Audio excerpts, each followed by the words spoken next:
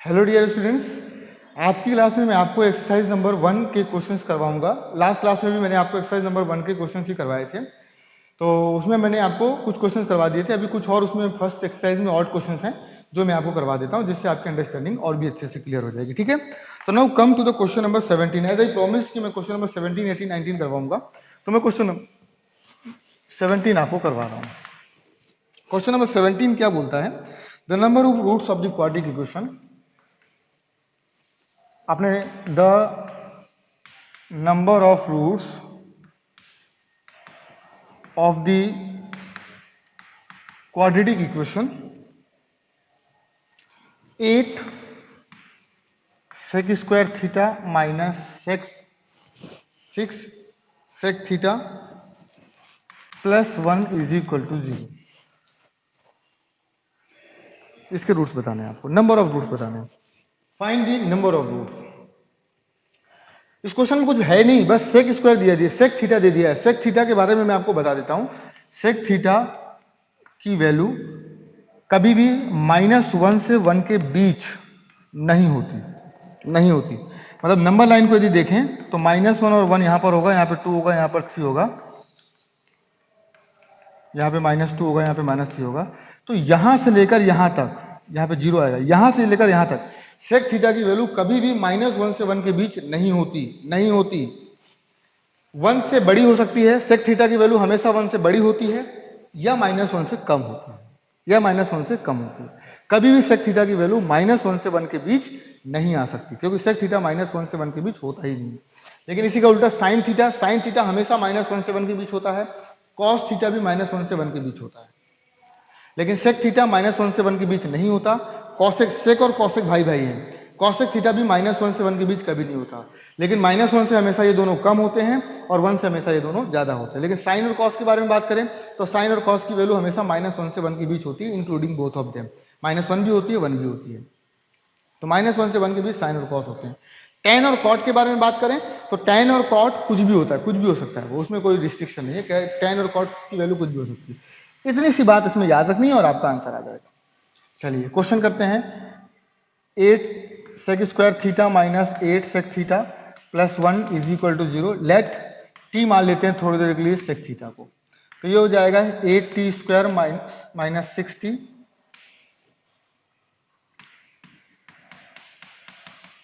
Factorisation करेंगे तो 8 1 जा 8 यानी कि 4 और 2 4t minus 2t plus 1 is equal to 0। 4t common लेते हैं तो यहाँ पर आ जाएगा 2t माइनस 1, -1 कॉमन लेते हैं तो यहाँ पर भी आ जाएगा 2t minus 1 is equal to 0। 2t minus 1 common ले लिया, ये आ गया 4t minus 1 is equal to 0। तो यहाँ से आपको पता चला कि t की वैल्यू हाफ आएगी और t की वैल्यू 1/4 आएगी। यानी सेक थीटा, टी की वैल्यू सेक थीटा मानी थी ना अपन ने, तो सेक थीटा की वैल्यू हो गई हाफ और सेक थीटा की वैल्यू आ गई 1/4। ये भी 1 से कम है, ये भी 1 से कम है, तो ये नहीं हो सकता। ये भी 1 से कम है, ये भी नहीं हो सकता। तो there are no real roots which satisfy this equation. ऐसे एक भी रूट्स नहीं होंगे जो इसको सेटिस्फाई करें, क्योंकि सेक थीटा की वैल्यू आई हाफ और 1/4, जो -1 से 1 के बीच है। जबकि मैंने क्या बोला था कि सेक थीटा की वैल्यू कभी भी -1 से 1 के बीच होती ही नहीं है ना। तो it should be clear to you, है ना, आपको क्लियर होना चाहिए। लेकिन यहाँ पर वैल्यू आ गई हाफ और 1/4, इसका मतलब ये संभव ही नहीं है, इट इज नॉट पॉसिबल। इसलिए मैंने बोला कि there are no roots, zero roots, there are no roots, there are no roots in this equation, ऐसा। ठीक है, तो now come to the next question, question number 18। इसको रफ करते हैं। Question number 18,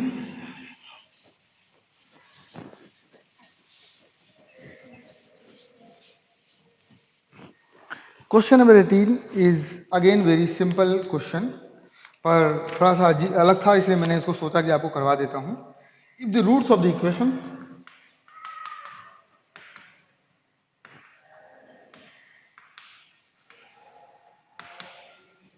if the roots of the equation ax square plus 2a plus b x plus a plus 2b प्लस c is equal to 0 are imaginary,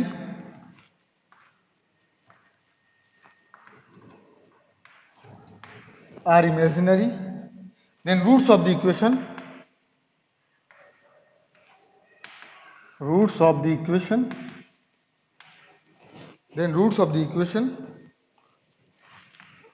ax square plus 2bx plus c is equal to 0 r।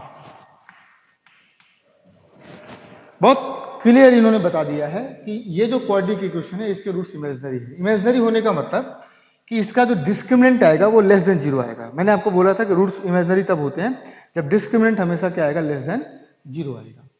तो discriminant निकालने के लिए आपको d should be greater less than 0 होना चाहिए। Roots imaginary है ना, पहली वाली इक्वेशन का इन्होंने बोल दिया कि रूट्स इमेजिनरी है। तो बी स्क्वायर माइनस 4ac, इसका फॉर्मूला होता है b square minus 4ac is less than 0 होना चाहिए। तो बी स्क्वायर मतलब ये b है, x का कोफिशिएंट b है, यानी 4 स्क्वायर करना है तो 4a प्लस बी का होल स्क्वायर माइनस ये वाला 4a का मतलब है ये वाला a और c का मतलब है पूरा a प्लस 2b प्लस c, ये it should be less than 0, 4 common लीजिए और उसको उधर भेज दीजिए तो 4 खत्म हो जाएगा, यानी a प्लस बी का होल स्क्वायर बचेगा, a square plus b square plus 2ab, 4 हट गया, ये भी 4 जा चुका है क्योंकि 4 और 4 मैंने कॉमन ले लिया है। सिर्फ इस एक अंदर मल्टीप्लाई करना है तो ये हो जाएगा a square minus a square minus 2ab minus ये माइनस और plus minus ac is less than 0। तो जरा देखिए a स्क्वायर से a square cancel, plus 2ab से प्लस 2ab कैंसिल, ये आ गया b square minus ac is less than 0। ये दिमाग में रखना है, ये दिमाग में रखना है कि b स्क्वायर माइनस ac की वैल्यू हमेशा 0 से कम आएगी, ये इसका मतलब है। इसका मतलब ये है कि b स्क्वायर माइनस ac की वैल्यू हमेशा क्या रहेगी, 0 से कम रहेगी, ये आपको दिमाग में रखना है। इसके बारे में इन्होंने पूछ लिया है कि इसके बारे में बताइए कि इसके रूट्स कैसे होंगे, रियल होंगे, इमेजिनरी होंगे, कैसे होंगे, जरा बताइए। तो इसका भी डी चेक कर लेते हैं।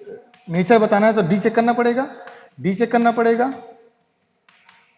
तो D is what, b square यानी 4b स्क्वायर, बी का स्क्वायर यानी कि इसका स्क्वायर माइनस 4ac, a का मतलब है a और c का मतलब है c।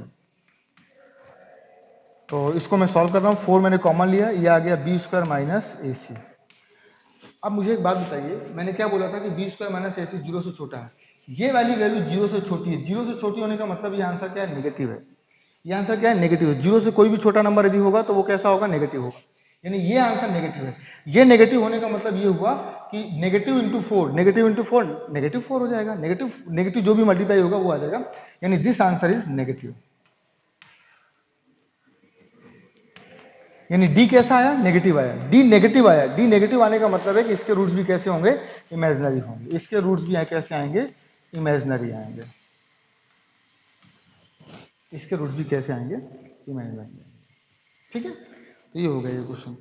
Now come to the question number 18 मैंने बता दिया आपको, 17 मैंने आपको बता दिया। Now come to the question number 19। इसको मैं रफ करता हूँ, वीडियो पॉज करके आप लिख लीजिएगा।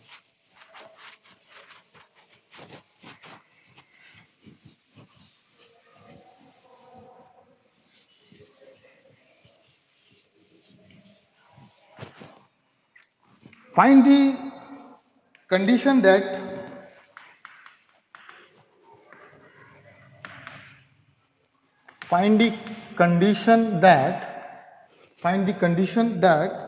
one root of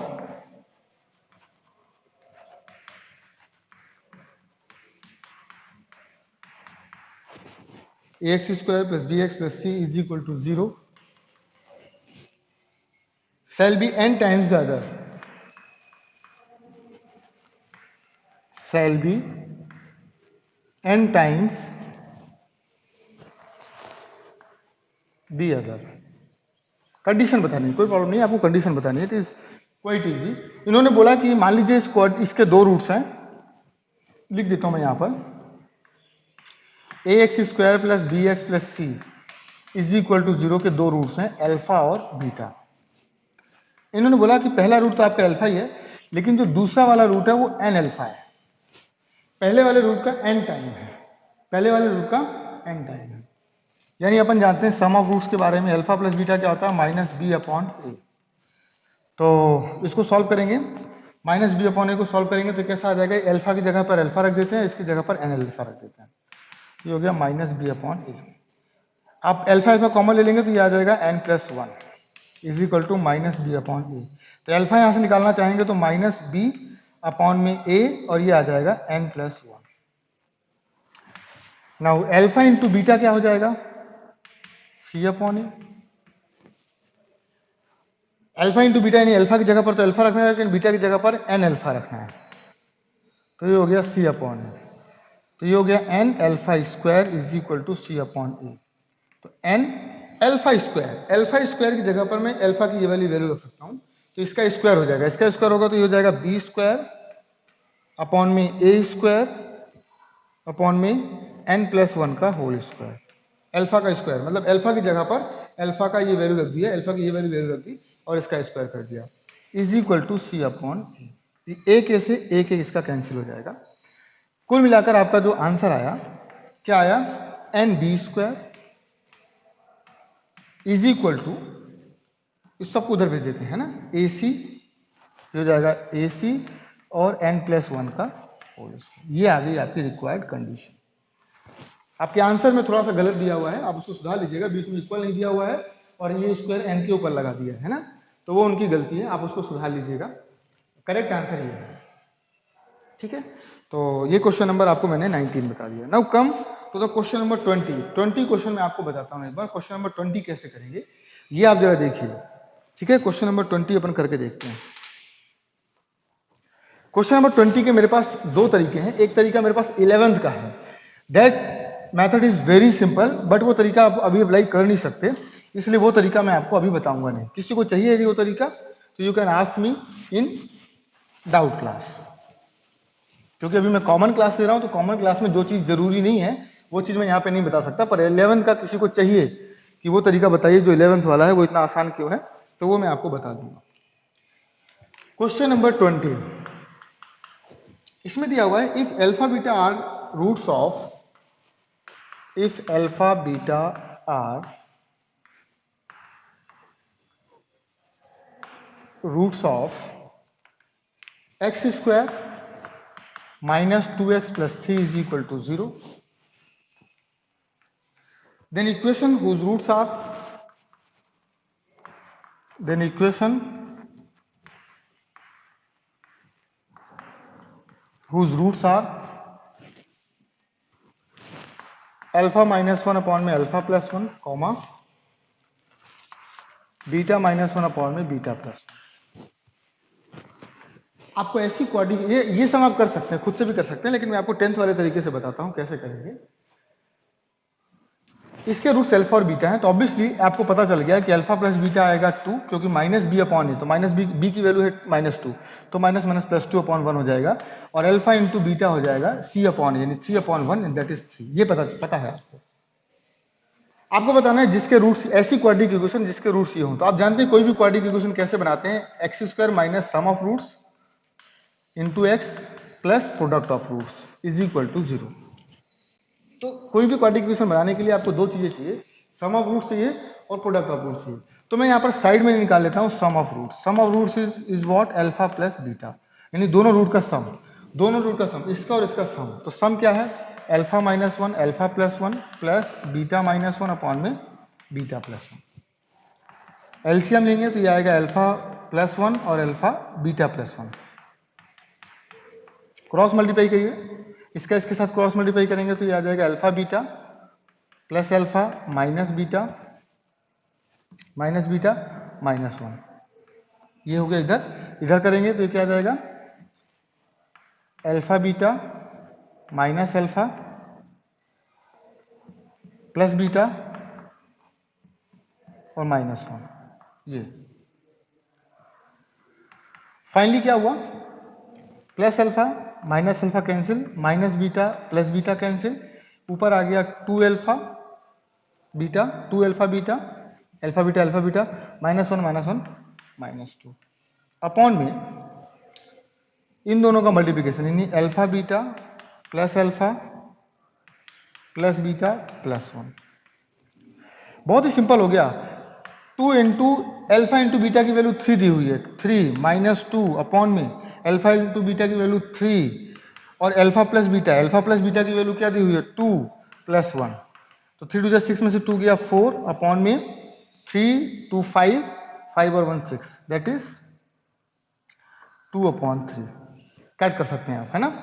अब आपको चाहिए product of roots. Product of roots is what, alpha -1 upon में alpha plus 1 into beta -1 upon में बीटा प्लस 1। मल्टीप्लाई करिए, alpha beta minus beta minus alpha plus 1।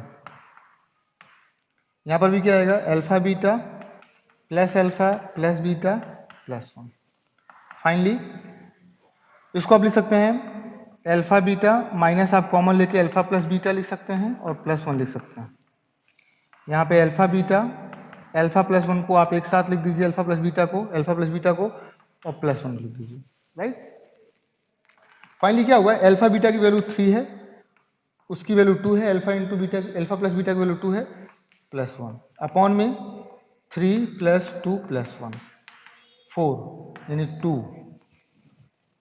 4 में से 2 गया 2 और 3 2 5 5 1 6 यानी कि 1/3 हो गया क्वेश्चन। ये क्या हो गया, x square sum of roots आया था कितना 2/3 x plus 1/3 is equal to 0। 3 का एलसीएम ले लीजिए तो ये हो जाएगा 3x स्क्वायर माइनस 2x, मतलब 3 का पूरे में मल्टीप्लाई कर लीजिए दोनों साइड। तो 3x स्क्वायर यहाँ पे 3 का मल्टीप्लाई करेंगे 3 से 3 कैंसिल, यहाँ पे 3 का मल्टीप्लाई करेंगे 3 से 3 cancel plus 1 is equal to 0। That will our answer. तो मैंने फर्स्ट एक्सरसाइज करवा दी है। फर्स्ट एक्सरसाइज में ही कुछ अच्छे क्वेश्चन थे जो मुझे लगा कि शायद आपसे नहीं होंगे, लेकिन अब जो आगे की एक्सरसाइजेज हैं, सेकंड एक्सरसाइज है, थर्ड एक्सरसाइज है, फोर्थ एक्सरसाइज है, these are very easy question, है ना। तो अब वो सारे क्वेश्चन आपको खुद से करने हैं। मेरे को लगेगा तो मैं आपको नेक्स्ट क्लास में कुछ और सम्स करवा दूंगा, यदि नहीं लगा तो आपको ही सारे करने पड़ेंगे और आप मुझसे डाउट पूछेंगे, ठीक है। तो आई विल थिंक कि मुझे कुछ क्वेश्चन ऐसे मिल जाएं जो मैं आपको एक आध क्लास में अभी आगे करवा दूँ, ठीक है। तो चलिए मिलते हैं नेक्स्ट क्लास में, और नेक्स्ट क्लास में अपन करते हैं आगे क्वेश्चन। Thank you, bye.